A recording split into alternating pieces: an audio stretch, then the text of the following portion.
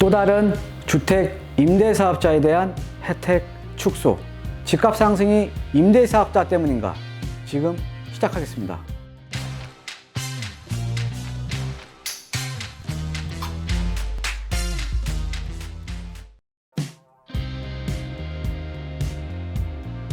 네, 안녕하십니까. 드림부동산 투자연구소 대표 정창래입니다. 자, 이번 시간에는 좀 이제 주택 임대사업자에 대한 얘기를 좀 해볼까 합니다. 최근에 지금 이제 뭐 여당과 야당에서 지금 이제 부동산 이제 뭐 특위가 이제 만들어지면서 지금 뭐 집가 상승 이제 뭐 다시 또 다른 이제 부동산 정책을 좀 내놓고 있죠. 뭐 이제 무주택자에 대한 이제 뭐 그 대출 규제 완화라든가 아니면 종부세 문제라든가 아니면 재산세 완화 아니면 뭐 양도소득세 이런 여러 가지 지금 안들이 지금 나오고 있는데 그 중에 나오고 있는 안들이 또 하나가 주택 임대사업자입니다. 그래서 보면 이제 임대사업자의 종부세 합산배제 폐지론, 우리가 주택 임대사업자 같은 경우에는 일정 요건을 갖추면, 은 지금 이제 종부세가 합산해서 배제가 되거든요. 종부세가 합산해서 배제가 되는데 이 합산배제 폐지론이 또 다른 이제 갭투기를 적용을 한다. 이런 얘기가 나오는데 이 임대사업자에 대한 종부세 합산 배제가 종부세에서 합산 배제 폐지를 하겠다라는 내용이 좀 최근에 나오고 있습니다. 그래서 지금 이제 이 신문 기사를 보면 임대사업자에 대한 저항이 거세게 일고 있다. 이렇게 지금 되고요. 자, 그다음에 이제 지금 이제 보시면은 지금 최근에 보면 2018년 9.13 이전에 등록한 사업자에 대한 종부세 합산 배제 혜택 폐지 등이 지금 거론되고 있다. 그 다음에 또 하나가 이제 뭐가 있냐면요. 여기 나오고 있네요. 의무 임대 기간이 끝난 주택을 6개월 안에 팔지 않는 경우 양도소득세 중과하고, 그러니까 양도소득세 중과하고, 그 다음에 종부세 합산 배제 폐지. 요게 지금 두 개 안이 지금 거론이 되고 있거든요. 아마 그 임대사업자가 아닌 분들이나 임대사업자 분들도 이게 지금 무슨 내용인지 좀 모르실 거예요. 무슨 내용인지. 그래서 이런 임대사업자에 대한 혜택들이 또 한번 지난 7.10 대책 때 많이 축소가 됐잖아요. 근데 또 한번 축소가 될 가능성이 상당히 높다라는 거죠. 자, 그런데 중요한 거는 이 주택임대사업자 때문에, 주택임대사업자가 가지고 있는 물건들 때문에, 주택 가격이 상승하냐 이거죠. 그죠?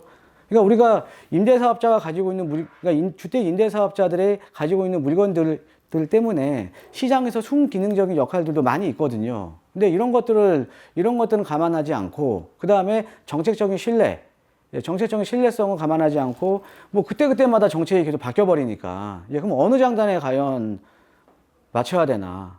그죠? 우리가 정책이라는 거는 이제 신뢰가 상당히 중요하지 않습니까? 그렇죠? 자, 그래서 오늘 그런 내용을 한번 얘기를 해볼까 합니다. 그래서 제가 좀 준비해드린 자료 한번 이제 보면서 진행을 해볼게요. 주택임대사업자 혜택 축소. 그러니까 이게 집값 오르는 게 지금 임대사업자 때문이라고 지금 하고 있는 거 아닙니까? 그렇죠? 그러니까 또 하나의 뭐가 필요해? 재물이 필요한 거잖아요. 그렇죠? 남 탓. 제가 항상 말씀드리는 거 있잖아요. 남 탓. 자, 한번 볼게요. 자, 작년이죠. 작년 7월 10일 이후에 지금 이제 주택 임대사업자 같은 경우는 이제 그 임대 의무 기간이 끝나면은 자동적으로 자동 말소가 돼 버리죠. 이제 그 폐지되는 임대사업자에 한해서는요. 그죠? 자동 말소가 됩니다. 자동 말소가 되는데 연도별로 보면은 이제 작년에 지금 이 아래 게 아파트예요. 아파트 25,000가구. 그다음에 뭐 이제 다세대라든가 다가구, 뭐 서민주택, 임대사업자 등록하신 많잖아요. 뭐 오피스텔 같은 거. 125,000가구죠. 그래서 대략적으로 우리가 이 아파트 비율이 주택 임대사업자에서 차지하는 비율이 약 한 20% 정도. 그 다음에 오피스텔이나 다세대, 그 다음에 뭐 이런 다가구, 요런 아파트를 제외한 주거주택 같은 경우가 대략 한 80% 정도예요. 그러니까 아파트가 차지하는 비율이 상대적으로 좀 낮습니다. 그래서 작년에 7월 10일 이후에 이렇게 주택 임대사업자에 대해서 혜택을 축소를 했거든요. 혜택을 축소를 했는데 어떤 걸 축소를 했냐면 뭐 단기에서 장기 전환 안 되고, 그 다음에 아파트 임대사업자 안 되고요. 그 다음에 임대 의무 기간이 끝나면은 무조건적으로 자동 말소되는 거. 예전에는 그냥 이렇게 자동 연장이 됐거든요. 이런 혜택들이 이런 것들이 많이 축소가 됐습니다. 축소가 됐는데 축소를 시킨 이유가 그러니까 다주택자들을 압박을 해서 그러니까 주택 임대사업자들을 압박을 해서 그 물건들이 시장에 좀 나와주면 물건들이 좀 이제 물건들이 좀 이제 시장에 좀 출하가 되면 좀 주택 시장을 좀 안정시킬 수 있지 않을까. 나는 것 때문에 임대사업자에 대한 혜택을 축소를 했거든요. 근데 결과론적으로는 지금 뭐예요? 집값 올랐잖아요. 그죠? 집값 올라버렸잖아요. 그죠? 예. 자, 그 다음에 이제 다음 장을 한번 볼게요. 다음 장이 이제 정리해 놓은 내용인데, 자, 작년 7월 10일 이후에 바뀐 내용들입니다. 이게 주택 임대사업자에 대한 좀 정리를 해드리면, 자, 단기주택 임대사업자 폐지됐잖아요. 그죠? 작년 7월 10일 이후로. 그 다음에 우리가 이 장기 임대주택 중에 아파트는 폐지됐습니다. 그러니까 아파트는 지난 7월 10일 이후로는 등록이 안 돼요. 등록이 안 됩니다. 그러니까 아파트 외는 지금 가능하죠. 뭐 아까 다세대 오피스텔 다가구라든가 이런 것들. 자, 그러면서 이제 단기 임대주택, 그러니까 폐지되는 임대사업자니까 단기 임대랑 아파트죠. 그러니까 얘 같은 경우에는 자진 말소가 가능합니다. 자진 말소. 예, 그 다음에 의무 임대 기간을 채우면 이제 자동 말소가 되는 거예요. 이런 식으로. 예, 자동 말소가 되는 거죠. 예, 자동 말소가 되는 건데, 자, 그러면 이제 자진 말소 같은 경우는 의무 기간 2분의 1 이상을 임대 후에 말소를 해야 되고, 그러니까는 4년짜리면 2년 이상 의무적으로 보유를 하고 말소를 해야 되는 거고, 그 다음에 그게 이제 자진 말소예요. 자, 그러면, 자, 의무 임대 기간을 채우고 자진 말소를 하게 되면은 중과가 배제돼요. 양도소득세. 그러니까 이 임대사업자로 등록한 주택을 자진 말소를 하게 되면 의무 기간을 2분의 1 이상 채우고 중과가 배제됩니다. 근데 이거는 말소 후에 1년 이내 양도시예요. 말소 후 1년 이내. 자진 말소하고 1년 이내 양도해야 중과가 배제되는 거였습니다. 근데 반면에 자, 자동 말소는 뭐예요? 자동 말소는 중과 배제가 자동 말소가 된 주택들. 예, 자동 말소가 된 주택들은 예, 근데 자동 말소는 아까 제가 말씀드렸듯이 폐업되는 임대사업자밖에 없죠. 아까 단기 임대랑 뭐예요? 아파트 임대. 폐업되는 그러니까는 없어지는 이제 그 임대사업 주택밖에 없는데 이럴 경우에는 의무 임대 기간 채우면 그 아무 때나 팔아도 중과가 배제됩니다. 그러니까 기한에 정함이 없는 거예요. 둘 다. 기한에 정함이 없는 겁니다. 근데 이거를 지금 6개월 이내에 처분을 해야 중과를 안 시키겠다라고 지금 이게 거론이 되고 있는 거죠. 자, 그 다음에 이제 우리가 이제 거주주택에 대한 양도소득세 비과세가 있잖아요. 그러니까는 이 임대사업자가 거주하고 그 다음에 임대사업자 등록을 하면 이 임대사업주택이 일정 요건을 채우면 얘는 2년 거주만 하면 양도소득세 비과세 요건이 있잖아요. 예, 요거 같은 경우에는 말소 후에 5년 이내 양도 시에는 자진 말소든 자동 말소든 둘 다, 예, 자진 말소든 자동 말소든 자진 말소는 2분의 1 이상입니다. 양도소득세가 비과세 혜택을 받을 수 있는 거예요. 거주주택에 대한 비과세 혜택이 살아있다라는 거죠. 5년 이내 매도하면은. 예, 그 다음에 임대주택 종부세 합산배제 같은 경우에는 말소 후에는 합산되는데 말소 이전에는 당연히 합산배제가 되죠. 요건을 갖추면. 그죠? 예. 그러니까 이런 것들이라는 거죠. 자, 이런 것들이고, 자, 이런 것들인데 지금 이런 것들이 지금 아까 말씀드렸듯이 뭐예요? 지금 양도소득세도 지금 6개월 이내에 중과를 시켜버린다고 하고 종부세도 합산시켜버린다고 지금 나오고 있는 거죠. 예, 그러니까는 자, 그런데 불과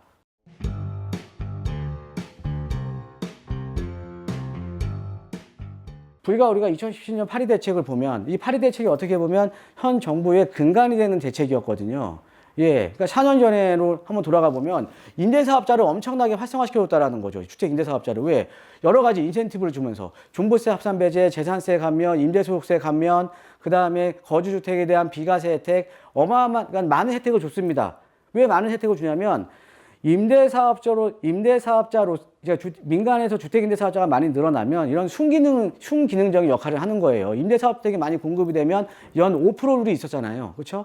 그러니까는 그 주택을 임대가를 많이 높이지를 못합니다. 임대가격을 많이 높이니까 연 5%율에 걸려 있었기 때문에 임대사업주택이 많아지면 많아질수록 민간 임대사업자 주택이 많아지면 많아질수록 뭐예요? 주택시장, 그러니까 임대시장이 상당히 안정되는 거죠. 예, 그렇기 때문에 임대사업자 등록해라 이렇게 얘기를 했었거든요. 자, 그런데 그리고 여기 보세요. 이게 지금 파리 대책입니다. 자발적 임대주택 등록을 유도하여 등록 임대주택의 확충 및 공정과세의 기반 마련, 예, 다주택자의 사회적 책임 지금 하고 있잖아요. 사회적 책임, 그죠? 이때 주택 임대사업자 등록해서 하신 분들 지금 사회적 책임 지금 하고 있잖아요. 연 5%를 하고 또 보증보험 들라고 하면 보증보험 들고 다 하고 있잖아요. 그러니까 지금 여러분들 보세요. 자, 어떤 아파트 단지에 가면 최근에 전세가 엄청나게 올랐잖아요. 근데 과거에 지금 주택임대사업자 등록한 주택들은 지금 어떤 단지들을 보면 현 전세가의 2분의 1밖에 안 되는 임대주택도 상당히 많습니다. 그죠? 예, 이분들은 지금 사회적 책임 다 하고 있는 거잖아요. 자, 그런데 작년에 임대차 3법이 나오고 나서 임대차 3법이 통과되고 나서 여기에 갱신 청구권 전월세 상한제가 지금 이제 시행이 되고 좀 있으면 전월세 신고제까지 시행이 되니까 필요가 없어진 거죠. 예, 필요가 없어진 거예요, 사실은. 그렇죠? 그러니까 중요한 건 이런 거죠. 임대사업자에 대한 혜택을 줬던 이유는 이런 순기능적인 역할이 있었기 때문에 이렇게 했는데, 근데 임대차 3법이 통과되고 나니까는 주택 임대사업자가 필요가 없어진 거죠. 그죠? 자, 이때만 하더라도 등록 임대주택은 다주택자 양도소득세 중과 및 장기부 특별공제 배제 대상에서도 제외된다. 그 다음에 여러 인센티브를 지금 주어질 거다. 그죠? 그래서 그럼에도 불구하고 등록이 저조할 경우에는 자발적 등록이 저조할 경우에는 의무적으로 다주택자 임대주택 등록 의무화 방안도 검토하겠다. 이랬습니다. 불과 4년 전에. 근데 그래서 그거를 믿고 지금 사회적 책임을 다하고 있는 주택 임대사업자들이라는 거죠. 그죠? 그런데 최근에 집값 상승이 오른 거를 지금 주택 임대사업자들 때문에 오른 게 아니잖아요, 사실은. 이거 누가 봐도 잘 알고 있는 거 아닙니까? 그렇죠? 자, 한번 보겠습니다. 자, 지금 이제 주택 임대사업자의 혜택을 축소한다라는 거는 일단은 주택 임대사업자의 공급자 역할을 지금 부인하는 거죠. 그렇죠? 그 다음에 임대시장 안정을 하고 있다는 걸 부인을 하고 있는 겁니다. 그죠?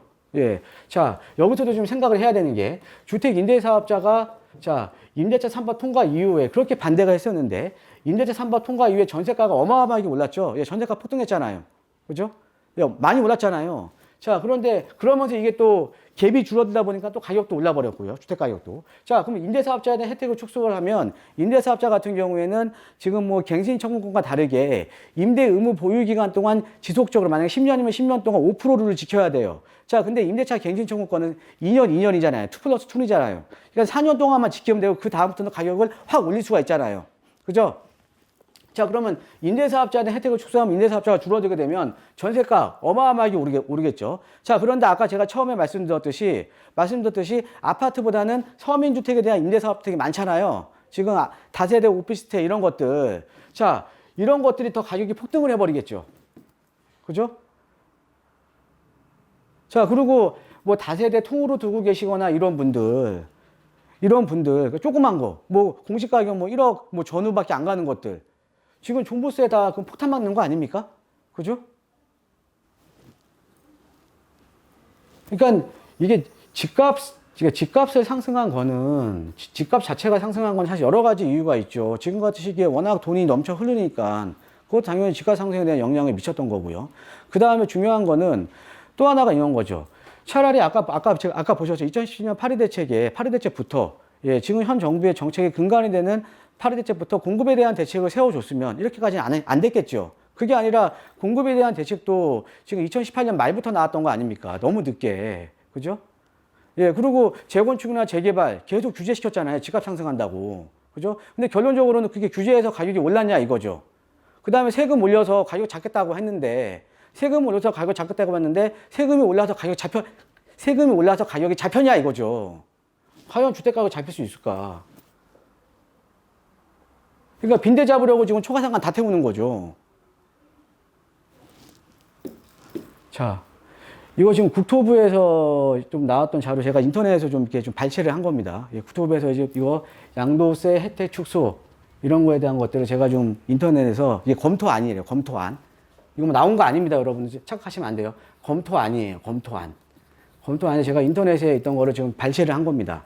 자, 기존 등록주택 양도세 혜택 축소 조정. 그래서 뭐 소득세법 개정 사항을 보면 자동 말소, 아까 제가 다 설명드렸죠. 자동 말소를 하게 되면 중과배제 혜택의 양도 시한을 말소 이후에 6개월로 제한하여 자동 말소 주택의 매물 출회를 유도하겠다.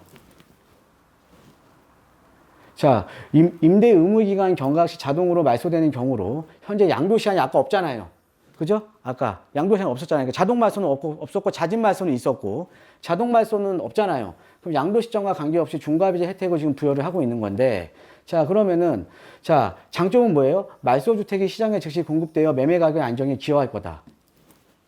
지금 양도소득세 중과한다고 6월 달에 양도소득세 지금 기존에도 중과인데 더 중과한다고 지금 매물 나왔습니까?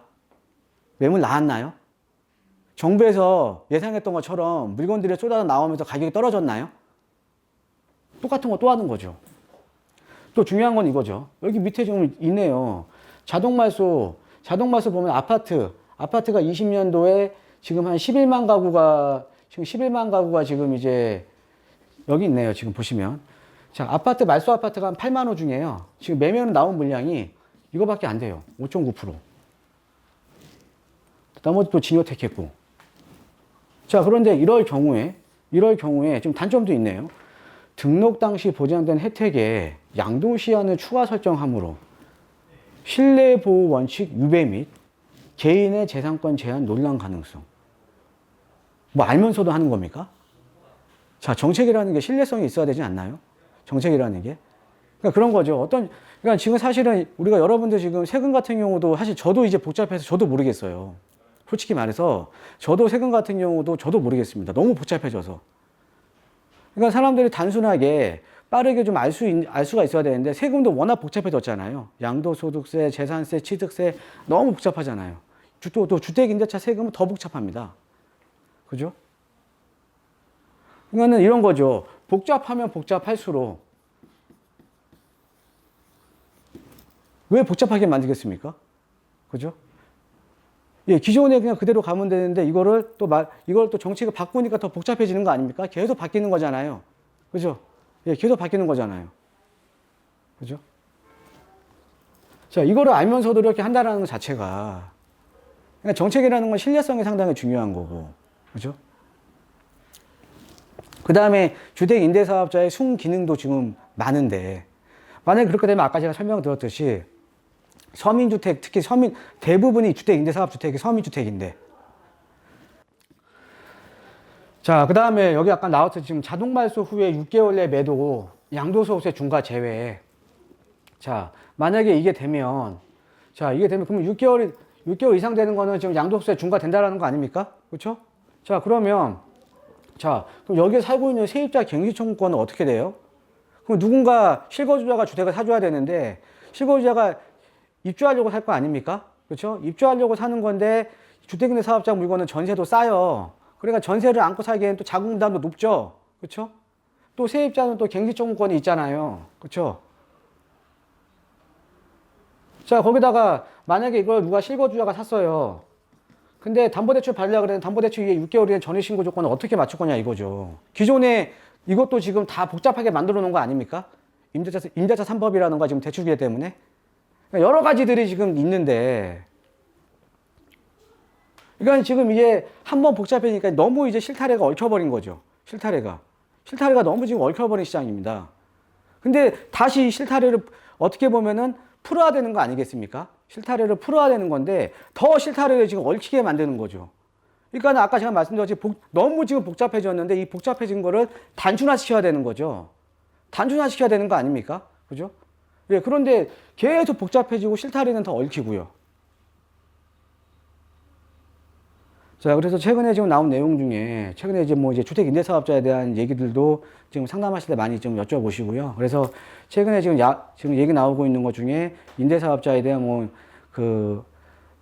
양도소득세 중과 배제라든가 아니면은 종부세 문제에 대한 얘기들이 최근에 나오고 있는 것 같아서 그거에 대한 내용으로 좀 강의를 해드렸습니다. 여러분들 제가 지금 말씀드렸던 강의 한번 곰곰이 한번 생각을 해보시고 오늘 좀 약간 어려운 내용입니다. 세금이 좀 들어가니까 어려운 내용인데 어려운 내용이라도 좀 이 정도는 좀 알고 계시는 게 좋을 것 같습니다. 자, 오늘 방송 보시는 우리 시청자분들 항상 건강하시고요. 오늘 하루도 좋은 하루 지내시기를 진심으로 기원하겠습니다. 감사합니다.